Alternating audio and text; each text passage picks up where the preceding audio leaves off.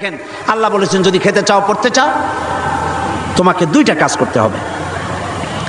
ওয়ালাউ আন্না হালাল কুরা আমানু ওয়াত্তাকাউ লাফাতাহনা আলাইহিম বারাকাতিম মিনাস সামাই ওয়াল আরদ। আল্লাহ পাক বলেন যদি জনপদের লোকেরা দেশের লোকেরা দুইটা কাজ যদি করে, কয়টা কাজ? দুইটা কাজ যদি করে, আমি আল্লাহর উপরে যদি ঈমান আনে আর আমাকে ভয় করার নীতি যদি অবলম্বন করে চলে, তাহলে আমি রব্বুল আলামিন ওই দেশের মানুষের জন্য আকাশ আর জমিনের সব বরকতের দরজা খুলে দেব। কি ওয়াদা কার? আল্লাহ কি ওয়াদা ভঙ্গ করেন? কখনো, তিনি কখনো ওয়াদা ভঙ্গ করেন না।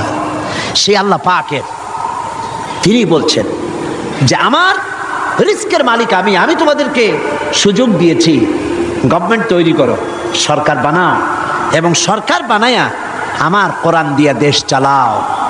তবে কোরআন দিয়ে যদি দেশ না চালাও, কোরআন শরীফের মধ্যে আল্লাহ অন্যত্র বলেছেন ক্ষমতা দেই, ক্ষমতা দিয়া আমি চুপ বুঝে বসে থাকি না। আল্লাহ কি ঘুমান? বলেন আল্লাহ কি ঘুমান? হযরত মুসা আলাইহিস সালাম একদিন আল্লাহরে বলেন, আল্লাহ তুমি নাকি ঘুমাও না? আল্লাহ পাক বলেন অবশ্যই ঘুমাই না। তোমার বিশ্বাস হয় না? কয় আল্লাহ অবশ্যই বিশ্বাস হয়, তবে বুঝি না, আমার বুঝে আসে না। তো যখন তুমি বিশ্বাস করো, বুঝে যখন আসে না, তাহলে আমি বুঝাই দেব। বিশ্বাস না করলেই তো সর্বনাশ, বিশ্বাস না করলে কি সর্বনাশ। ইব্রাহিম আলাইহিস সালাম আল্লাহরে বলছিলেন রব্বি আরিনি কাইফা তুহিয়াল মাউতা, হায় আল্লাহ তুমি মরারে জিন্দা বানাও কেমনে? আল্লাহ কয় আওয়ালাম তুমিন, বিশ্বাস করো না? হযরত ইব্রাহিম আলাইহিস সালাম বললেন বালা। তিনি নাম বলতে পারতেন, নাম মানে হ্যাঁ, আর বালা মানে দুটো শব্দের অর্থ একরকম না, যদিও ব্যবহারিক পদ্ধতিতে বিভিন্ন জায়গায় দুটো একই অর্থে ব্যবহার হয়, কিন্তু আর্থিক দিক থেকে অর্থাৎ পারিভাষিক দিক থেকে দুটো অর্থে ব্যবহার হয়। হযরত ইব্রাহিম বলতে পারতেন বিশ্বাস করিয়া, নাম। তিনি নাম বললেন না। আল্লাহ বললেন আওয়ালাম তুমিন, বিশ্বাস করো না? জবাবে আমার জাতির পিতা। কে বললেন? আমার জাতির পিতা। চিল্লায় কোন কে? আমার জাতির পিতার নাম কি? আমার জাতির পিতা বললেন বালা। এর অর্থ কি? হয় নট, কেন নয়, অবশ্যই বিশ্বাস করি। ওয়ালাকিন লিয়াতমাইন্না কলবি, কিন্তু আল্লাহ আমি যদি দেখতে পারি তাহলে আমার মনটা একটু ঠান্ডা হয়। শোনা কথা দেখা, এর মধ্যে একটু পার্থক্য আছে তো। আল্লাহ কয় তাহলে আমি তোমার দেখাবো, বিশ্বাস যখন করছো আমি তোমার দেখাবো। মুসা আলাইহিস সালাম কয় আল্লাহ তুমি নাকি ঘুমাও না? কয় ঘুমাই তো না। তুমি বিশ্বাস করো না? কয় করি। বুঝি না। কয় তাহলে বুঝাই, এক গ্লাস পানি নিয়ে আসো। মুসা আলাইহিস সালাম এক গ্লাস পানি নিয়ে আসলেন। আল্লাহ কয় দাঁড়াই থাকো। গ্লাস একটা নিয়ে মুসা আলাইহিস সালাম দাঁড়ায় আছেন। আল্লাহ মুসারে হুকুম করলেন গ্লাস নিয়ে দাঁড়াও, আর ঘুমেরে কইলেন মুসারে ধর।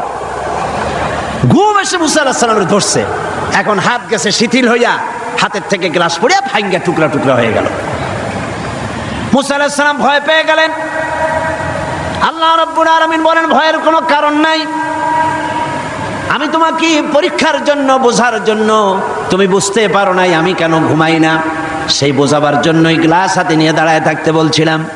তুমি মুসা একটা গ্লাস পানি নিয়ে কিছু সময়ের জন্য দাঁড়াতে পারলে না, ঘুম তোমাকে হাত শিথিল করে দিল, গ্লাস ভেঙে চুরের চুরমার হয়ে গেল। আর ওই তামাম বিশাল আকাশ, এই সোলার সিস্টেম, এই পৃথিবীতে আকাশে জমিনে গ্রহ নক্ষত্র সৌররাজি নবমণ্ডল ভূমণ্ডল কুল কায়নাত পুরা সৃষ্টি আমার হাতের মুঠার ভিতরে রয়েছে। গোটা পৃথিবীর সব কিছুর ট্রাফিক আমি আল্লাহ কন্ট্রোল করি। আমি যদি ঘুমায় যাই আকাশ আর জমিনের কোনো সিস্টেম আর বাকি থাকবে না। কোরআন শরীফের ভিতরে আল্লাহ রাব্বুল আলামিন সাফ করে বলেছেন লা তাখুযুহু সিনাতু ওয়ালা নাওম। পড়েন লা তাখুযুহু সিনাতু ওয়ালা নাওম। আল্লাহর ঘুমও নাই, তন্দ্রাও নাই। সুবহানাল্লাহ। ঘুমও নাই, তন্দ্রা বোঝেন তো? জিমানি। আল্লাহ জিমায়ও না, আল্লাহর কোনো ক্লান্তি নাই। সুবহানাল্লাহ। সে আল্লাহ রাব্বুল আলামিন তিনি বলছেন ক্ষমতা দিয়া ঘুমাই না, লিনানজুরা কাইফা তা'মালুন, ক্ষমতা দিয়ে লিনানজুরা কাইফা তা'মালুন, তাকায়া থাকি তুমি তোমার জনগণের সাথে কি আচরণ করো। জনগণের ভাগ্য বদলাও না দলের ভাগ্য বদলাও, তাকাইয়া দেখি। সেই আল্লাহ পাক আগের মতো আছেন না উল্টো পাল্টা হয়ে গেছে? আছে কিনা? আয়াতুল কুরসির ভিতরে আমরা পড়ে থাকি আল্লাহু লা ইলাহা ইল্লা হুয়াল হাইয়ুল কাইয়্যুম। আল্লাহ ছাড়া কোনো ইলাহ নাই, তিনি চিরজাগ্রত, তিনি চিরঞ্জীব। যেমন ছিলেন তেমন আছেন, তেমন সুবহানাল্লাহ। এখন আল্লাহ পাক কি বলছেন? উদখুলু ফিস সিলমে কাফা। যারা ঈমান আনছো, আমরা ঈমান আনছি কিনা? আচ্ছা, আমি একটু ঈমানদারদের সংখ্যাটা দেখি, কতজন ঈমান আনছি। আলহামদুলিল্লাহ। হাত নামান। আমরা সবাই ঈমানদার, আমরা সবাই কি? তো ঈমানদারদেরকে আল্লাহ পাক বলছেন উদখুলু ফিস সিলমে, পরিপূর্ণরূপে দাখিল হয়ে যাও। কিসের মধ্যে? সিলমের মধ্যে। আত্মসমর্পণ করো, সারেন্ডার্ড হয়ে যাও। আমাদের জাতির পিতা হযরত ইব্রাহিম আলাইহিস সালামকে আল্লাহ রাব্বুল আলামিন অর্ডার করলেন আসলিম, সারেন্ডার করো। আসলিম, সারেন্ডার করো। কাকে বললেন? জাতির পিতাকে। কাকে বললেন? জাতির পিতা হওয়া এত সোজা নয়। গোটা মুসলিম মিল্লাতের পিতা, তাকে পরীক্ষা দিতে হয়, ইমানের পরীক্ষা, হাবিজাবি ফালতুর পরীক্ষা না।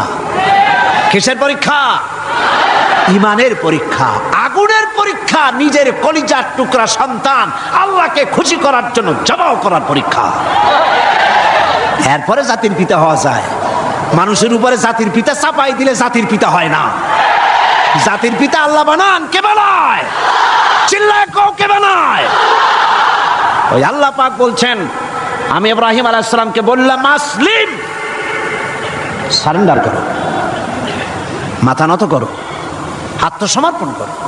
আমার জাতির পিতা ইব্রাহিম আলাইহিস সালাম একটা প্রশ্ন তুললেন না যে আল্লাহ কোন কোন ব্যাপারে আমি আত্মসমর্পণ করব, কোন কোন ব্যাপারে আমি সারেন্ডার করব, কোনো প্রশ্ন নাই। আমার রব তিনি বলেছেন আসলিম। আমার জাতির পিতা এক সেকেন্ড দেরি না করে সঙ্গে সঙ্গে বলেছেন আসলামতু লিরাব্বিল আলামিন। পড়েন আসলামতু লিরাব্বিল আলামিন। সারেন্ডার্ড হয়ে গেলাম, আনকন্ডিশন, কোনো শর্ত ছাড়াই, বিনা শর্তে, বিনা প্রশ্নে আমার রবের সামনে আমি আমার মাথা নত করে দিলাম। সুবহানাল্লাহ। আল্লাহ তারে গোটা বিশ্বের নেতা বানাবেন, গোটা বিশ্বের কিয়ামত পর্যন্ত মুসলমানদের জাতির পিতা বানাবেন। সেই জন্য আল্লাহ পরীক্ষা নিতে চাইলেন, জাতির পিতা তোমারে বানাবো, তবে তোমার ইমানটা কেমন তা একটু টেস্ট করা দরকার। আল্লাহ টেস্ট করলেন, ফালাই দিলেন আগুনের মধ্যে। আগুনের ভিতরে ফালানো হচ্ছে। হযরত জিবরাইল বলছেন ইব্রাহিম আমার কাছে সাহায্য চাও, আমি আগুন থেকে তোমারে বাঁচায় দেব, আমার কাছে সাহায্য চাও। চতুর্দিকে লোকেরা দাঁড়ায় দেখতেছে, আগুনের ভিতরে এখনই পড়ে যাবেন। কোন মানুষ এমন আছে এইভাবে করে আগুনে সহজে পড়তে পারে, যিনি জানেন আমি পুড়ে যাব, ওনার পরিণতি কি হবে, আগুনে পড়বেন কি পড়বেন না, তা তো ইব্রাহিম আলাইহিস সালামের জানা ছিল না, ঠিক কিনা? কিন্তু তিনি জিবরাইলের প্রশ্নের জবাব দিলেন, তার প্রস্তাবের জবাব দিলেন। জিবরাইল গো, আমি তোমার কাছে সাহায্য কেন চাইব? আমি তো এমন কোন অন্ধ আল্লাহর ইবাদত করি না যে আল্লাহ তার বান্দার দুঃখ দুর্দশা নিজের চোখে না দেখেন। আমার আল্লাহ তো অন্ধ নন। তবে আমি আগুনে পুড়ে গেলে, আগুনের ভিতরে আমি পুড়ে ভস্ম হলে আমার রব যদি খুশি হয়ে যান, তাহলে আমি আমার রবকে খুশি করার জন্য 1000 বার পড়তে রাজি আছি। ঝট করে পড়ে গেলেন আগুনের ভিতরে। ইমানে তিনি পাস করলেন, ফার্স্ট ক্লাস, ফার্স্ট হয়ে গেলেন ইমানের পরীক্ষায়। আমার আল্লাহ রাব্বুল আলামিন ইব্রাহিম দড়ি ছিঁড়ে আগুনের ভিতরে পড়ার আগে রব্বুল আলামিন আগুনের প্রতি নোটিশ করে দিলেন, ইয়া নারু কুনি বারদাও ওয়া সালামান আলা ইব্রাহিম। আগুন আমার ইব্রাহিমের জন্য শান্তিদায়ক ঠান্ডা হয়। সুবহানাল্লাহ, শান্তিদায়ক ঠান্ডা হয়। এমন ঠান্ডা হইল, আগুন তো জ্বলতেছে কিন্তু ইব্রাহিমের বসন্ত দূরের কথা, গায়ের জামাও পড়ে নাই। সুবহানাল্লাহ।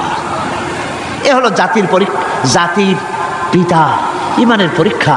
তিনি বলেছেন, আসলামতু লিরাব্বিল আলামিন, আমি আমার প্রভুর সামনে মাথা নত করে দিলাম। আল্লাহ আবার পরীক্ষা করলেন, এক পরীক্ষা হলো না, পৃথিবীবাসীর সামনে তোমাকে দেখাতে হবে যে তুমি সত্যি জাতির পিতা হওয়ার যোগ্য। সুবহানাল্লাহ। সবেমাত্র 80 বছর বয়সের সময় ছেলে হয়েছে হযরত ইসমাইল।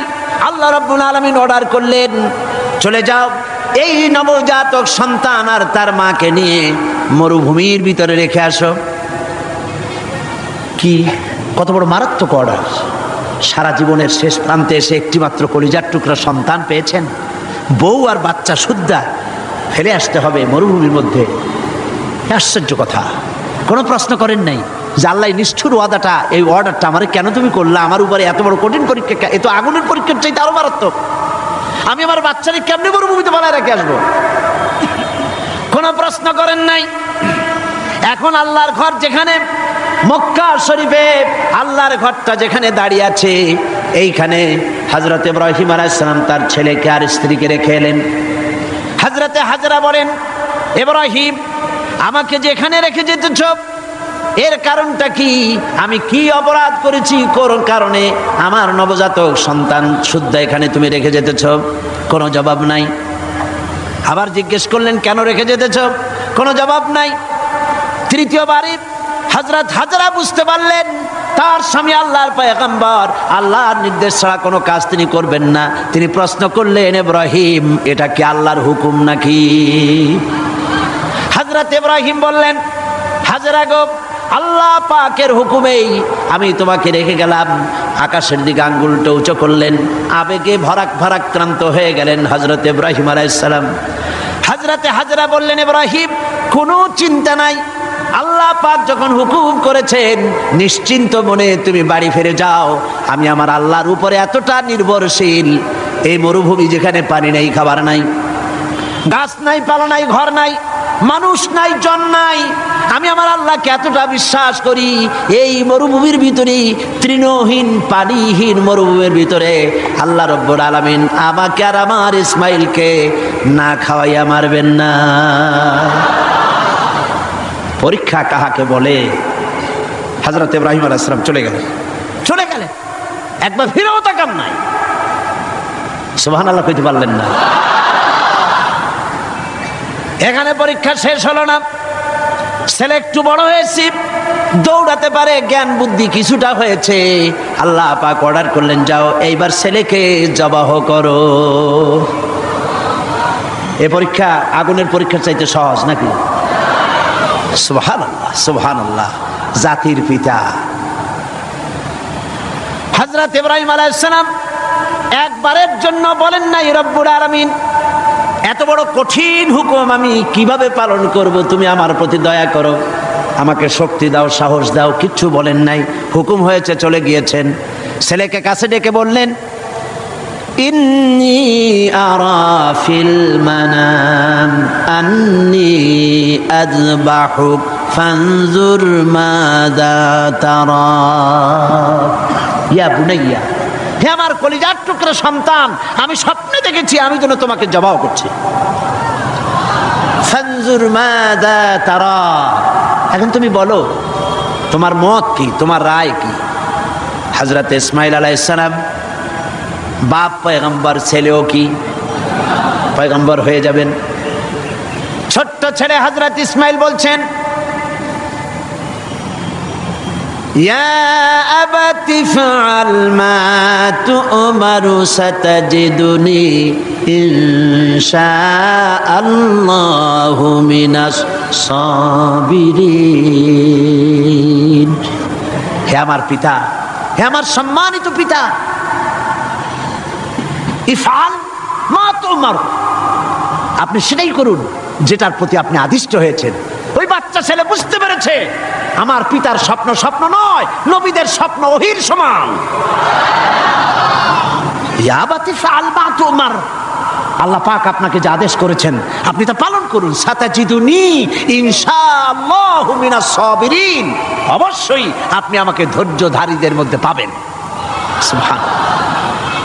এই পরীক্ষাও হযরত ইব্রাহিম আলাইহিস সালাম পাশ করলেন না করেন না? করছেন কিনা? আল্লাহ পাক বলছেন দেখো ব্যাপারটা কি হলো। হযরত ইব্রাহিম তো জানেন না যে ছেলে জবাও হবে না, আর ছেলেও জানে না যে সে জবাও হয়ে যাবে না, কথা ঠিক কিনা?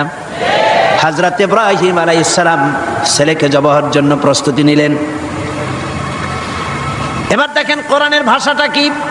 আল্লাহ পাক বলছেন ফালাম্মা আসলামা ওয়া তাল্লাহু লিল জাবিন,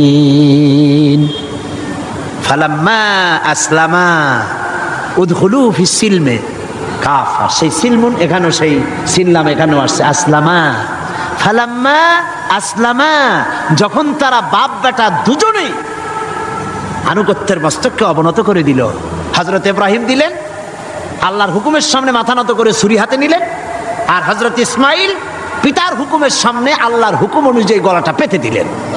ফালাম্মা আসলামা ওয়া তাল্লাহু লিল জাবিন, গলাটা কাট করে দিলেন। হযরত ইসমাইল বললেন আব্বা একটি কাজ করুন, আমাকে জবাই করার আগে আমার হাত পা একটু ভালো করে বেঁধে দিন, আর আপনার নিজের চোখটাও একটু ভালো করে বাঁধেন, কারণ আমি আপনার একমাত্র সন্তান। আমাকে জবাই করতে গেলে আমার গলার উপরে যখন ছুরি ধরবেন আপনার কলিজায় মায়ার উদ্রেক হয়ে যেতে পারে। চোখটা বেঁধে নেন আর আমার হাত পা বাঁধেন যাতে করে আমার হাত পা আপনার গায়ে না লাগে। আর আমি আমি জবাই হয়ে যাওয়ার পর আমার রক্ত মাখা জামাটা নিয়ে আমার মাকে দিয়ে দিবেন, আর বলবেন ইসমাইলের সঙ্গে কিয়ামতের দিন তোমার সঙ্গে দেখা হয়ে যাবে। হযরত ইব্রাহিম আলাইহিস সালাম ইসমাইলকে বাঁধলেন, নিজের চোখ বাঁধলেন, হযরত ইসমাইলকে জবাই করতে যাবেন। হযরত ইসমাইল বলেন আব্বা আমার একটা ভুল হয়ে গেছে, আমার হাত পায়ের বাঁধন খুলে দেন।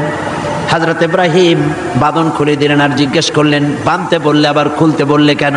হযরত ইসমাইল বললেন বাঁধার পরে আমার মনের মধ্যে একটা চিন্তা জাগলো, হাত পা বন্ধন অবস্থায় যদি আমারে জবাই করা হয় তাহলে না জানি কিয়ামতের ময়দানে এমন প্রশ্ন উঠতে পারে যে ইসমাইল আল্লাহর হুকুমে রাজি ছিল না বলে তার বাবা তার হাত পা বেঁধে জবাই করেছিল। এই প্রশ্ন যাতে না উঠতে পারে হাত পা ছেড়ে দেন, আমি ধৈর্য ধারণ করব, নড়ব না। সুবহানাল্লাহ।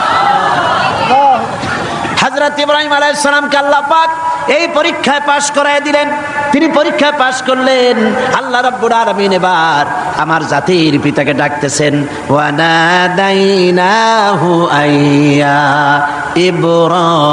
ইব্রাহিম قد صدقت الرؤيا إنا كذلك نجزي المحسنين وناديناه أن يا إبراهيم, আমি ইব্রাহিমকে ডেকে বললাম ও ইব্রাহিম قد صدقت الرؤيا, তুমি তোমার স্বপ্নকে বাস্তবে রূপ দিয়েছো। সুবহানাল্লাহ, স্বপ্নকে বাস্তবে রূপ দিয়েছো। ইন্না কাযালিকা নাজজিল মুহসিনিন, এইভাবে মুহসিনিনদেরকে আমি পুরস্কৃত করে থাকি দুনিয়া এবং আখিরাতে। হযরত ইব্রাহিমের নাম যতদিন পর্যন্ত সূর্য পূর্ব দিগন্ত থেকে উদিত হবে আর পশ্চিম দিগন্তে অস্তমিত হওয়ার এই ধারা যতদিন প্রবাহিত থাকবে, যতদিন এই পরিক্রমা জারি থাকবে, ততদিন পর্যন্ত পৃথিবীর জাতি ধর্ম দল মত নির্বিশেষে সকল মানুষের মুখে উচ্চারিত হবে ইব্রাহিম আলাইহিস সালাম, সালামুন আলা ইব্রাহিম। সুবহানাল্লাহ। কারণটা হচ্ছে আল্লাহ পাক বলেছিলেন আসলিম, ইব্রাহিম আলাইহিস সালাম বলেন আসলামতু লিরাব্বিল আলামিন, আমি আমার প্রভুর সামনে আমার মাথাকে নত করে দিলাম। এটাই মুসলমানের কাজ, মুসলমানকে আল্লাহ পাক শেখাচ্ছেন। কুল ইন্না সালাতি ওয়া নুসুকি ওয়া মাহইয়ায়া ওয়া মামাতি লিল্লাহি রাব্বিল আলামিন। পড়েন আমার সাথে, কুল ইন্না সালাতি ওয়া নুসুকি ওয়া মাহইয়ায়া ওয়া মামাতি লিল্লাহি রাব্বিল আলামিন। আল্লাহ পাক বলেন, বলো। কাদেরকে বলতেছেন? আমাদেরকে। কাদেরকে? বলো বলো। ইন্না সালাতি, নিশ্চয়ই আমার নামাজ, ওয়া নুসুকি, আমার কুরবানি, ওয়া মাহইয়ায়া, আমার বেঁচে থাকা, ওয়া মামাতি, আর আমার মরে যাওয়া, কার জন্য?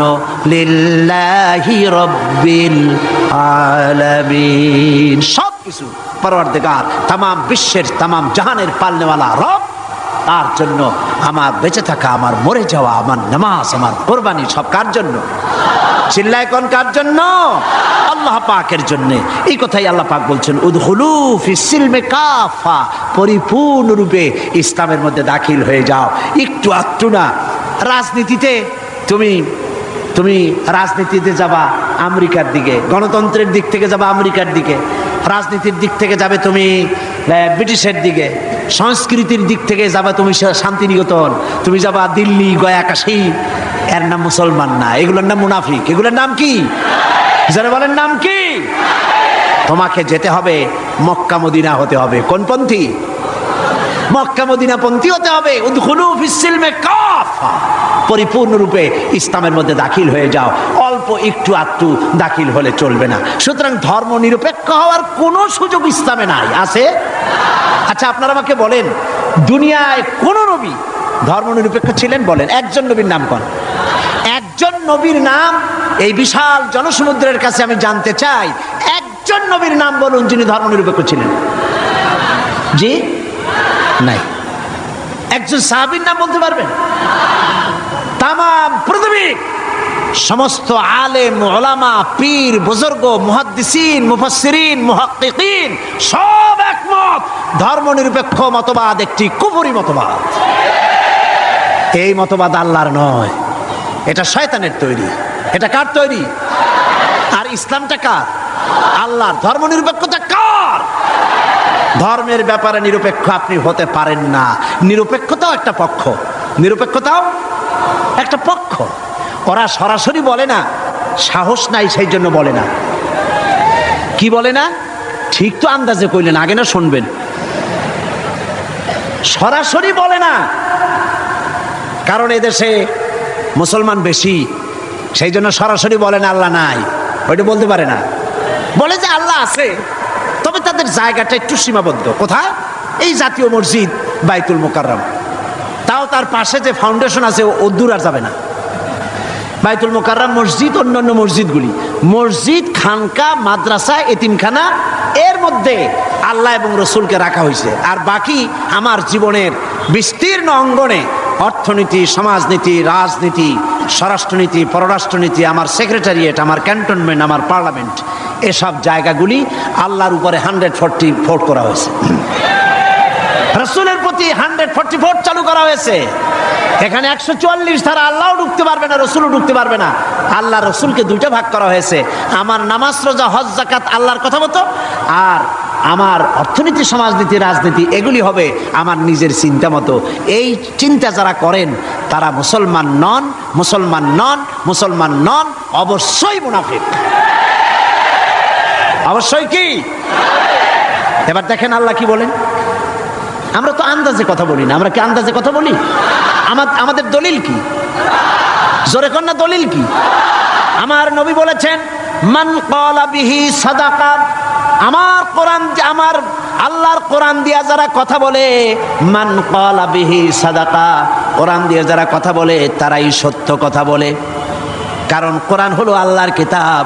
ওয়ামান আসদাকু মিনাল্লাহি কিলা, আল্লাহর চাইতে সত্যবাদী আর কে হতে পারে? আল্লাহ পাক বলছেন, আফাতুমিনুনা বিবাদিল কিতাবি ওয়া তাকফুরুনা বিবাদ, তোমরা আল্লাহ পাকের কিছু কথাকে মানবে আর কিছুকে করবে অস্বীকার। এটাই তো ধর্মনিরপেক্ষতাবাদীদের কাজ, ঠিক কিনা? তারা নামাজ রোজা হজ যাকাত করে কার কথা মতো? বলেন না কার কথা মতো? কিন্তু অর্থনীতি, সমাজনীতি, রাজনীতি এগুলি আল্লাহর কথা মতো করে না। বরং এই কথাগুলি যদি কেউ বলে যে ধর্ম, রাজনীতি, অর্থনীতি, সমাজনীতি, ইলেকশন, ভোট, নির্বাচন, স্লোগান, সমাবেশ সব হতে হবে আল্লাহর কোরআন অনুযায়ী, তাহলে ওরা বলে এরা হচ্ছে মৌলবাদী, এরা হচ্ছে মৌলবাদী। আর এই কথাগুলি প্রচার করার জন্য তাদের পত্রিকার অভাব নাই, আছে। আজকে আমার সামনে এই মাহফিলে হাজার হাজার লোক আছে, কিন্তু টেলিভিশনের সামনে আছে কোটি কোটি মানুষ, ঠিক কিনা? পত্রিকা, 2-4টা পত্রিকা আছে বাংলাদেশে যেগুলি আল্লাহর কথা, ইসলামের কথা মহব্বতের সাথে জীবনের বিনিময়, জীবনের ঝুঁকি নিয়ে পত্রিকায় তারা প্রকাশ করে, ঠিক কিনা? বাকি শত শত পত্রিকা ঝড়ের গতিতে, টর্নেডোর গতিতে ইসলামের সাথে বিরোধিতা করছে কি না করছে না? করছে কি না? করছে। এবং এরাই ধর্মনিরপেক্ষতাকে বাঁচায় রাখার জন্য এক শ্রেণীর বুদ্ধিজীবী কবি সাহিত্যিক তৈরি করেছে এবং পত্রিকাগুলি এদেরকে বাঁচায় রাখে, আর ইসলামের সাথে করে চরম কি বিরোধিতা। দেখেন, এইখানে আমি আসার সাথে সাথেই একটা প্রশ্ন আমার কাছে আসলো, একটা প্রশ্ন আসলো। প্রশ্নটা হচ্ছে, সে লোক বলেছে যে ওয়াজ মাহফিলের আমাদের সমাজে এক শ্রেণীর লোক আছে যারা এই বলে জনগণকে বিভ্রান্ত করছে যে সাইদি সাহেব এবং অন্যান্য বিখ্যাত আলেমগণ ওয়াজ মাহফিলের মাধ্যমে প্রচুর অর্থ উপার্জন করছে। এই সকল লোকদের প্রশ্ন হলো, আলেমগণ নবী ওনার নাজিলকৃত কোরআনের আলোচনার বিনিময়ে কোনো অর্থ উপার্জন করছেন কেন? এই প্রশ্নটির সৃষ্টি হয়েছে কদিন আগে একটি পত্রিকা, ভারতের টাকায় পরিচালিত, আমি নাম বলবো না। আমি তখন কুমিল্লা মাহফিল করতেছি। তারা লিখেছে 3 রাত্র তিনি সেখানে বক্তৃতা করবেন, সন্ধ্যা থেকে ফজর পর্যন্ত ওয়াজ ফরমাইবেন। আমি তো জীবনেও সন্ধ্যা থেকে ফজর পর্যন্ত ওয়াজ ফরমাই নেই কোথাও। তারপরে প্রতিদিন 25,001 টাকা করে নেবেন, 3 রাত্রে 75,003 টাকা তিনি সেখান থেকে গ্রহণ করবেন। পত্রিকায় এসেছে। পরের দিন সেই কমিটি মাহফিলে দাঁড়াইয়া এর প্রতিবাদ করলো, ঘৃণা জানালো যে কোনোদিন আমরা ওনাকে ধরনের পয়সা করি দেই নেই।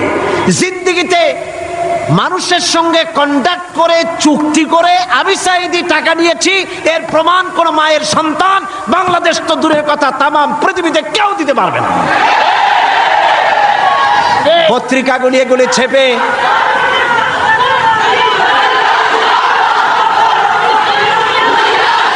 একটাই নমুনা দেখুন, একটা দৃষ্টান্ত শোনাই। আমার একটা নির্বাচনী মামলা চলতেছিল, জানেন কিনা আপনারা? গত মাসখানেক আগে যখন হাইকোর্ট থেকে আমার বিপক্ষে রায়টা গেল, রায়টা হলো একজন মুশরিকের পক্ষে, বিচারপতিরা রায় দিয়েছেন। এ রায়ের প্রতি, বিচারপতিদের প্রতি আমার কোনো বক্তব্য নাই। আইনের প্রতি সবসময় আমরা শ্রদ্ধাশীল, বিচারকদের প্রতি শ্রদ্ধাশীল। রায় তারা যেটা দিয়েছেন, একজন মুশরিকের পক্ষে সেটা গিয়েছে, আমার বিপক্ষে গিয়েছে। এমন কোন পত্রিকা সেদিন ছিল না। পরের দিন প্রত্যেকটি পত্রিকার ব্যানার হেডলাইনে এত বড় অক্ষর দিয়ে লিখেছে, সাইদি আর এমপি নাই, তিনি কুপকাত। কিন্তু গতকাল বাংলাদেশ সুপ্রিম কোর্ট এই কেসে হাইকোর্টের রায়কে স্থগিত ঘোষণা করে দিল, স্টে অর্ডার দিয়ে দিল। রায়টা আমার পক্ষে এসেছে, সেই জন্য বাংলাদেশের 2-1টা পত্রিকা ছাড়া কোন পত্রিকায় কোনো জায়গা হয় না। এগুলি প্রমাণ, এদের কলিজা জ্বলে। আজকের এই মাহফিলের এই দৃশ্য দেখে কলিজায় আগুন লেগে যায় ওদের। আগুন লাগুক।